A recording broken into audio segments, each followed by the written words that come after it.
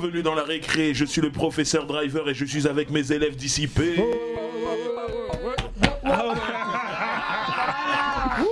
On va tout casser.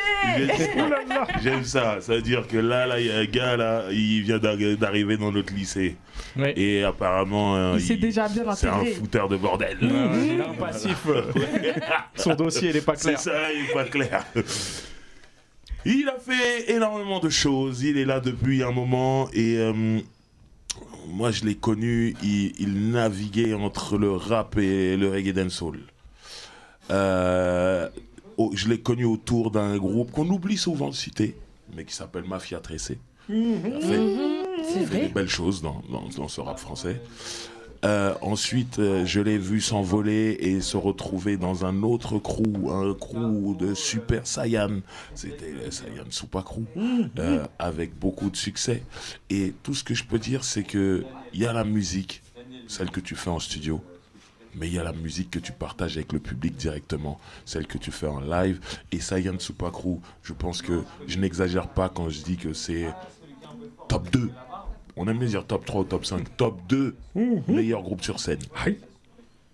Et grâce à chacun des membres du groupe, donc on a une partie ici qui est là, ça veut dire que sur scène ça ne rigolait pas. Donc je l'ai vu fumer des salles, je l'ai vu fumer des séances studio, je l'ai vu faire tout un tas de choses, même être habillé en Blues Brothers, habillé en noir, un costard noir avec des chapeaux et tout, et ça défonçait. Et il est là avec nous et il s'appelle Leroy. Comment vas-tu? Bravo, merci de cette présentation. Mais ça va très bien, merci. Merci de l'accueil. On est content de te recevoir Moi ici. aussi, je suis très content d'être là. On va discuter aujourd'hui, on va discuter. Mais avant toute chose, je dois commencer par faire l'appel et je vais commencer sur ma droite avec Bouba. Les bails, les airs, John, on dit Mogop, à Mogon, dit Flocop, à Floco. Et je suis content d'être avec Leroy là. On est content. Très bien. Moi aussi. On est content. Mais Colo, comment vas-tu? Écoute, moi ça va. Franchement, on est là, on est bien. Franchement, je crois que c'est un des groupes que j'ai le plus écouté. J'avais même KLR en gravé. Mais Normal. je l'avais quand même. Moi aussi. Bah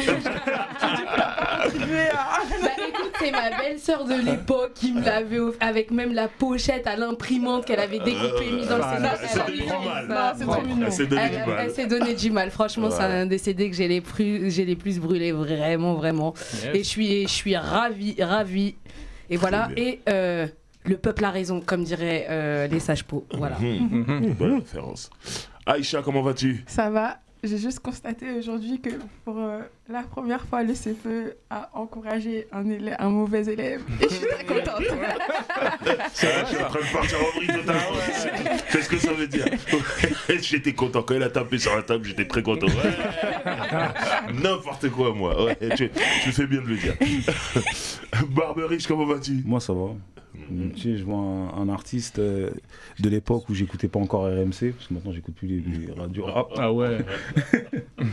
Du coup, je l'ai découvert moi dans un concours qu'il a gagné, et je lui disais en off, et c'est vrai qu'il m'avait traumatisé à l'époque par rapport à sa voix et son style. Donc le fait de l'avoir aujourd'hui en face de moi, bah gros big up, et je suis content de lui. Très bien. Merci, les amis. Quel accueil. Eh bien, nous allons débattre, nous allons discuter et le thème. Non, je suis pas d'accord. C'est bien, elle est déjà dedans, j'aime ça. Le thème du jour, c'est pourquoi y a-t-il des oubliés dans le rap français? Qui se lance en premier? Ouais. Moi je dis qu'il y a des oubliés dans le rap français parce qu'à un moment donné on a laissé les clés du rap français à des gens qui sont pas forcément qui n'ont pas forcément vécu les choses, des gens qui sont pas forcément passionnés, et donc du coup eux ils écrivent les choses en fait ils écrivent ce que eux ils ont vu de leur fenêtre, de leur prisme à eux, qui c'est pas forcément comme ça que ça s'est passé, alors que c'est pas forcément comme ça que ça s'est passé. Et souvent moi je le dénonce, quoi. Même je le vois par rapport aux médias. Aujourd'hui quand j'observe un peu tout ce qui se fait, tout ce qui se dit, je vois beaucoup de choses qui sont pas forcément réelles concernant certains artistes. Parce que nous, on a vécu les choses, on était là quand les choses se sont passées. Et des fois, moi, je vois qu'on met des couronnes sur des gens qui n'étaient que des simples valets à l'époque. Mais Colo? Moi, je crois que surtout, c'est parce que le rap français ne sait pas raconter. En fait, c'est pas du verbe savoir, hein. C'est ne s'être pas raconté. Qu'on s'entende bien, qu'on ne dise pas que c'est parce qu'on ne sait pas, il ne s'est pas raconté. Souvent, enfin, il y a un truc, c'est tout bête, hein, mais c'est comme je vais faire une référence. Bon, bref, vous allez voir où je veux en venir. Dans le dessin animé Coco. La dernière personne qui, à t'avoir vue vivante, à te raconter, quand elle disparaît, en fait, dans le dessin animé, tu disparais. Okay. Et je pense que en vrai, voilà, il y a des gens qui ont disparu parce qu'on ne les a pas racontés, en fait. Dans ce sens-là, c'est que le rap français ne les a pas racontés. On arrive, je pense, aujourd'hui, on est à une bonne époque où des gens, par exemple comme toi, Driver, ou d'autres qui commencent à raconter cette histoire. Et donc là, en fait, on sort les oubliés, en fait. Là, on en parle vraiment. Mais comme disait Barberich très justement, il faut que ce soit les acteurs qui ont été là, qui racontent aussi, et qui ont déjà payé la douane, si je peux reprendre le terme de Barberich, qui ont déjà payé la douane, qui peuvent se permettre aussi de raconter leurs histoires, et à travers leurs histoires aussi, raconter le rap, comme dans ton livre Driver, j'étais là. C'est parce que il y a une partie du rap français qui est racontée parce que en fait, tu as raconté cette histoire et quelque part, tu es une partie de ce rap français ou tu es le rap français. D'où le titre, j'ai voulu vraiment écrire ce que j'ai vu et ce que j'ai vécu, pas ce qu'on m'a raconté. Oui, mais parce que quand on te raconte, après, souvent, c'est modifié, c'est remodifié. Moi, c'est le truc pur, ce que j'ai vu, ce que j'ai vécu. Et le problème, c'est qu'on dit souvent les vainqueurs écrivent l'histoire, les faibles la racontent. Et ben, je pense que aussi dans le rap français, on est un peu dans ce truc-là. Et le vainqueur de ce grand game, c'est l'industrie. Et l'industrie, des fois, elle raconte aussi ce qu'elle veut. Donc il serait temps que les vrais vainqueurs racontent. Du moins, ceux qui l'ont, les historiens, ceux qui ont la légitimité, et où on peut dire, bah ouais, lui, il était là, on l'a vraiment vu. Voilà, exactement, un peu comme toi. Après, il y a différentes manières de se raconter. Hein. Attention, c'est pas que écrire des autobiographies ou ceci, c'est de faire des programmes aussi comme tu fais. Enfin, il y a plusieurs manières de raconter le rap, à mon avis. Et voilà, s'il y a des oubliés, c'est parce que le rap aussi ne s'est pas raconté, d'après moi. Exemple, Leroy. Ouais. Voilà. Tu as vécu, tu as tu as vu. C'est vrai, moi je suis d'accord avec ça, qu'il ne sait pas raconter le mouvement, comme on disait avant. Et aussi, après déjà, je pense que c'est un cycle de la vie, entre guillemets, où dans n'importe quel art, culture... il y a ceux qui ont fait, si on part encore loin sur la Motown et tout, les vrais musiciens qui ont fait les morceaux, les gros gimmicks classiques, etc. On sait même pas qui c'est. Il y a des docus de plus en plus, Netflix, etc. Après, c'est vrai que je suis d'accord pour dire que c'est aux acteurs.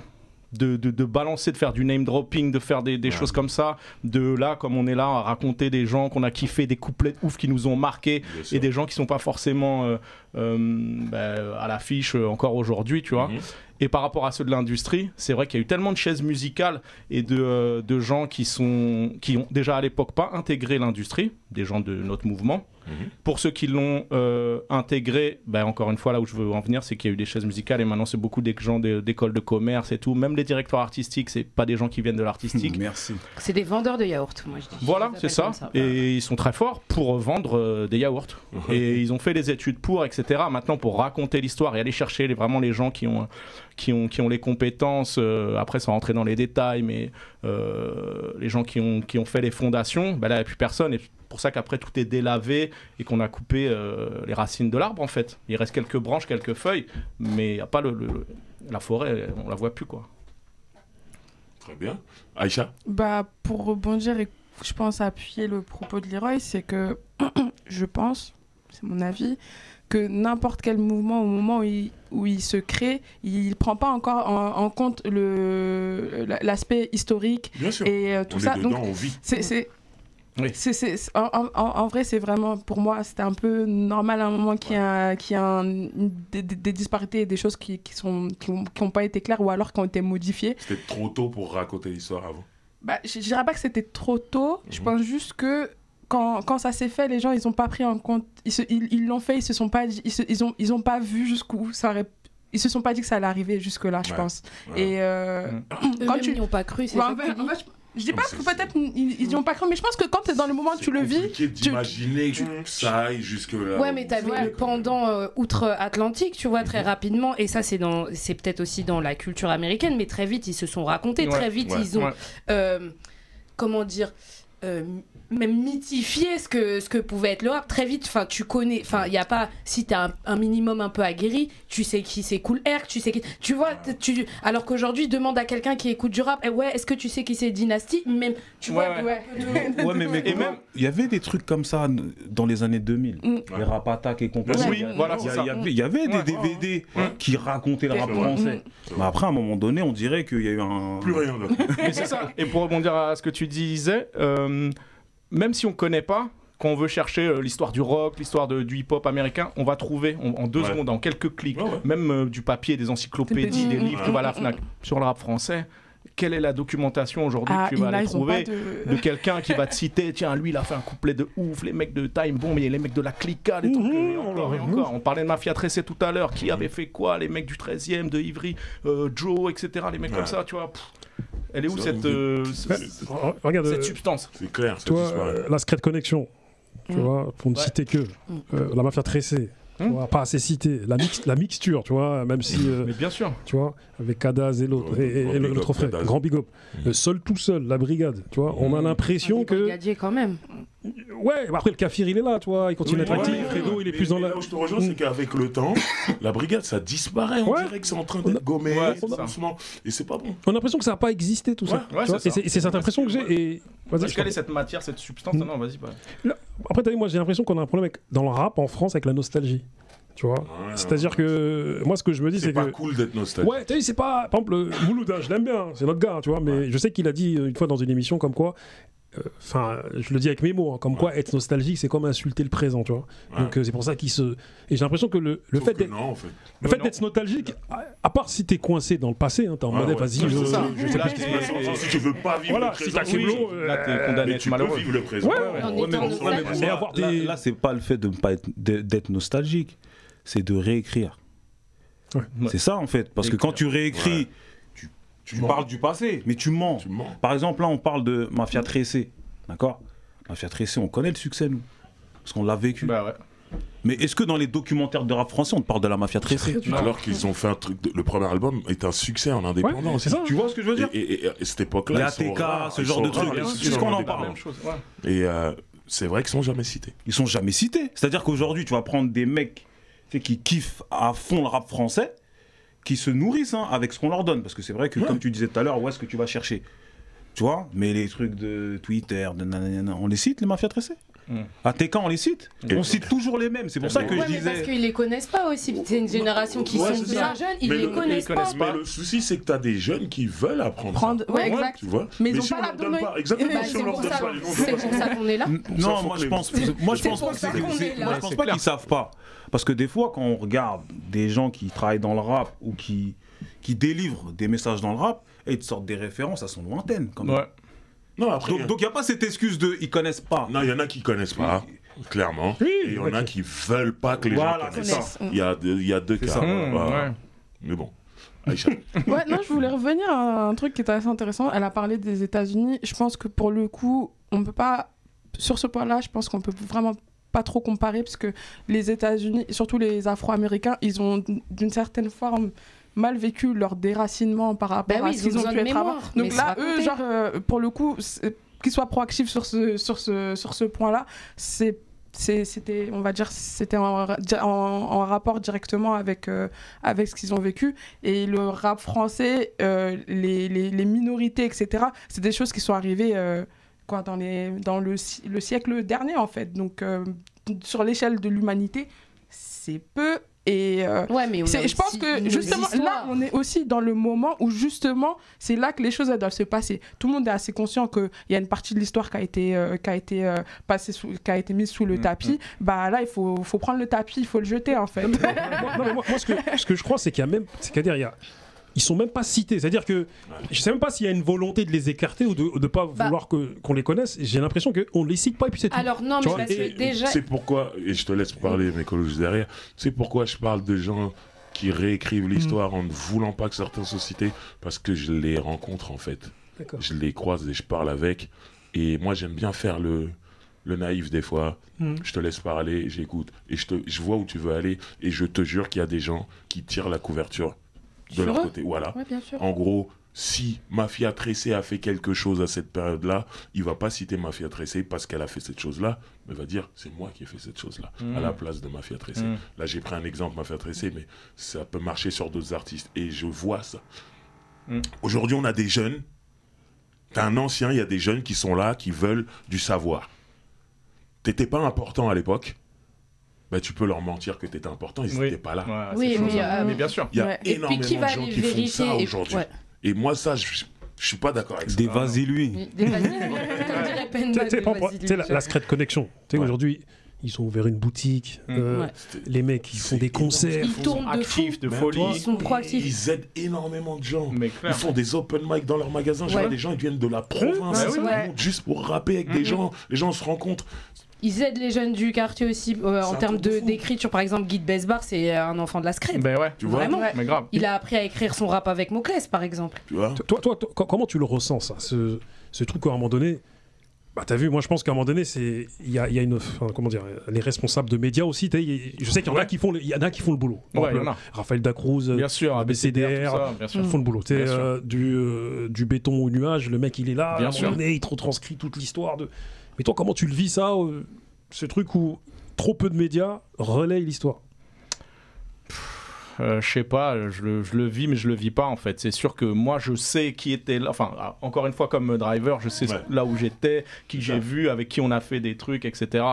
Mais c'est vrai que il faudrait le raconter d'une manière et vraiment l'ancrer quelque part, où les gens qui sont passionnés et qui veulent savoir, comme quelqu'un qui rechercherait des choses sur, je vais pas faire de parallèle bizarre, mais sur la Deuxième Guerre mondiale, il va trouver la documentation. Il va même trouver un livre sur le rap français, un livre sur le rap français global, pas sur un rappeur français. Et vraiment qui va. Il faudrait plusieurs tomes. Là, il faudrait. Sur le rap, tu vas trouver des ouvrages. Mais attends, il faudra un consortium de.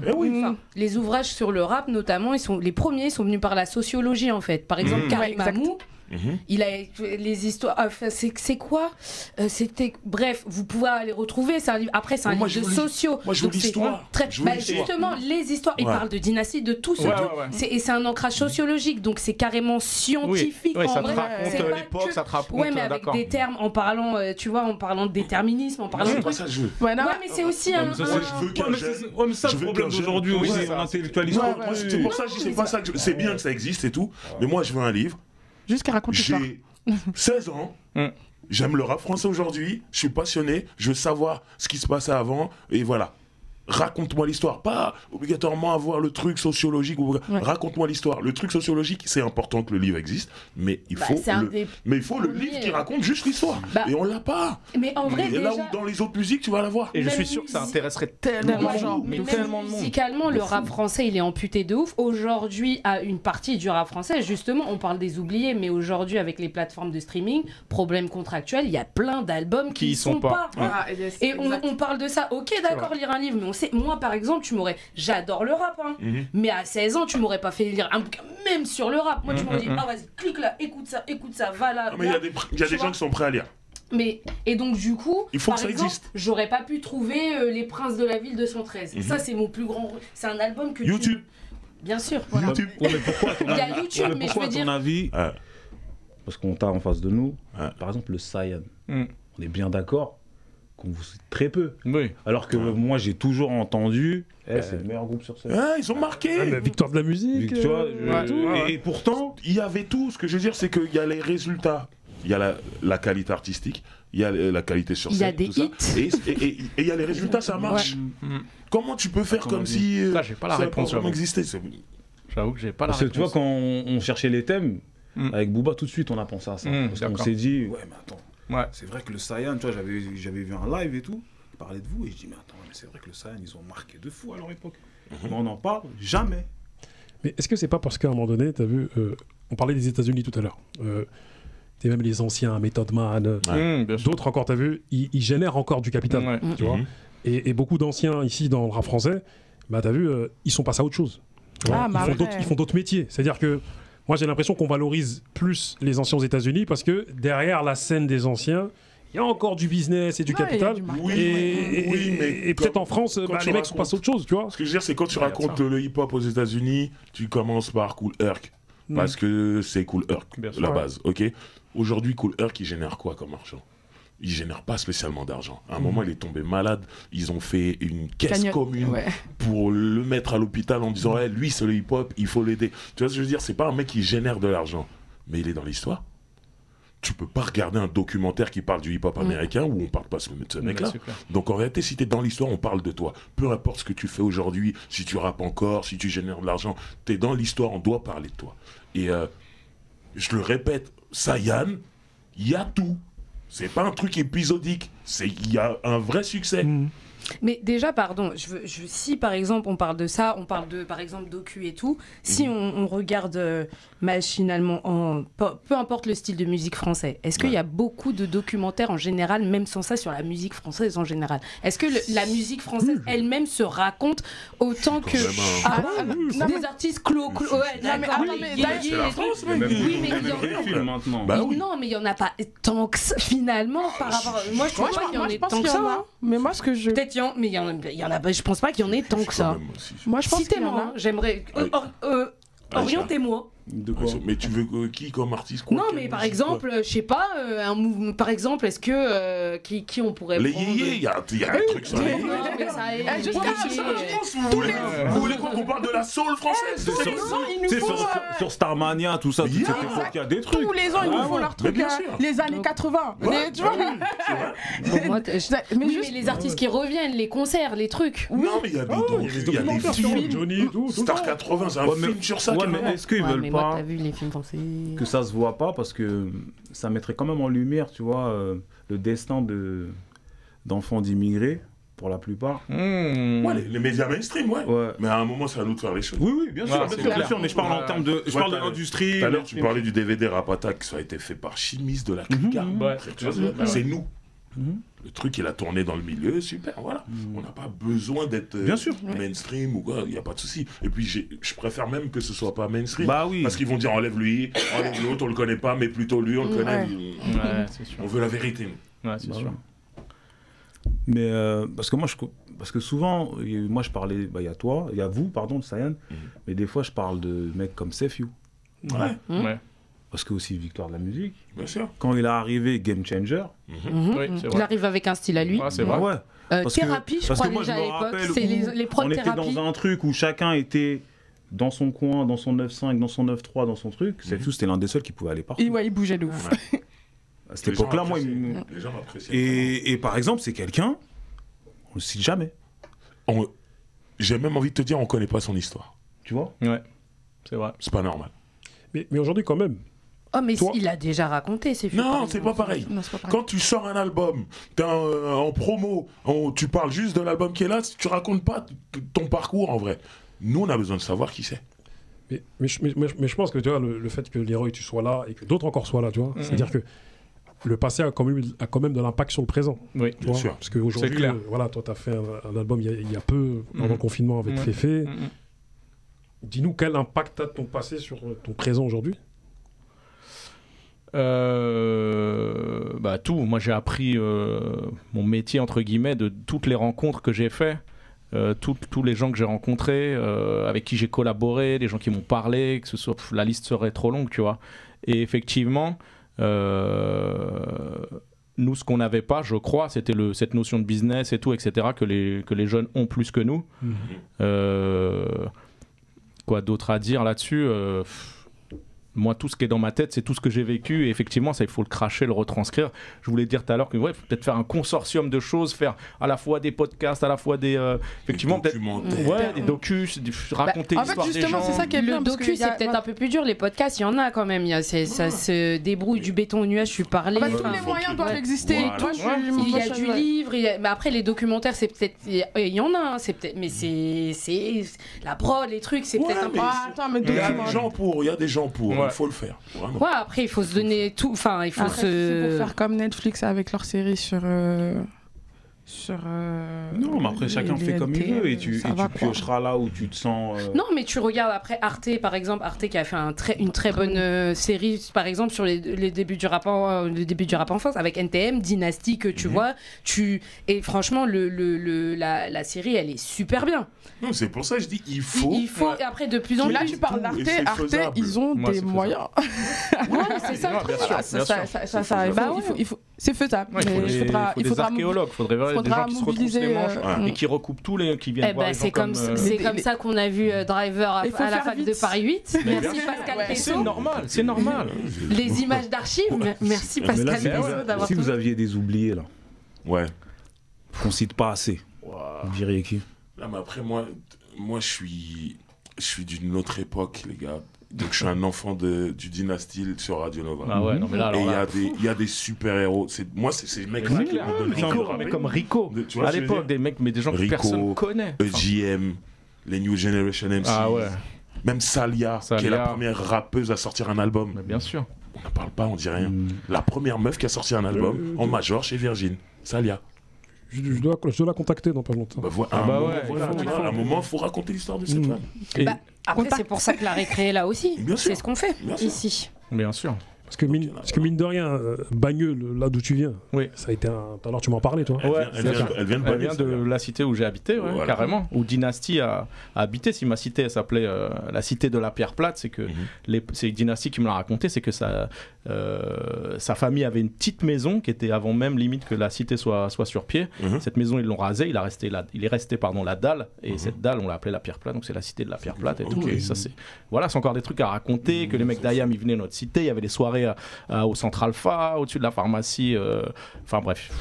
Déjà, rien que par quartier, il y a tout. Moi, je pense que c'est ça aussi, parce que y a le truc qu'aujourd'hui on distingue par rapport à avant, il y a vraiment toute une histoire par rapport à la géographie, tu vois. Genre il y a tout ça qui rentre en compte. Aujourd'hui on l'efface un peu. D'où tu viens, on le sait, mais c'est plus. Tu peux venir de n'importe où maintenant. Je suis pas tout à fait. Ça compte. Enfin, moi je trouve que ça joue, du moins ça joue encore, parce que là il y a pas longtemps sur France TV c'est un super documentaire. Ils sont partis de Paname, l'histoire. Enfin, c'est le Grand Paris du rap. Bien sûr. Et tu vois. Et justement, il y a les ancrages géographiques et chacun parle. Et c'est très important. Et c'est un des membres de la section d'assaut qui dit justement, tu vois, très justement, qui dit ouais, mais bon, déjà, être un pauvre parmi les riches à Paris, c'est particulier. Mais il dit par exemple, tu vois, oui, forcément, nous, tu sens que c'est pas la même ambiance qu'en banlieue parce que on n'a pas forcément de lieu où se réunir, on fait pas de barbecue, on n'a pas de MJC.